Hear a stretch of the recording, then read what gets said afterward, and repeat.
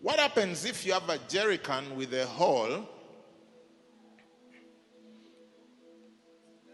at the bottom and you keep pouring water in it? How much water will you have in the jerry can?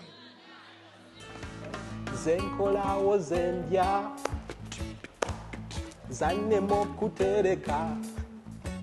Many times we don't realize that there are things that are holding us back from making progress in our finances.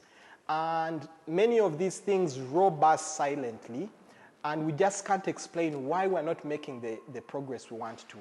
We have upward ambitions but downward financial habits.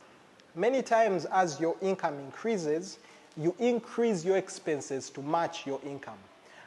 You get a salary raise, and suddenly the house that was very comfortable to live in, you're now like, why am I still living here? I should live in a better place. So that's how some of our economies are.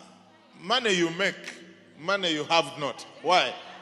The inlet hole and the outlet hole are the same. In fact, some of us, the outlet hole is bigger than the inlet hole.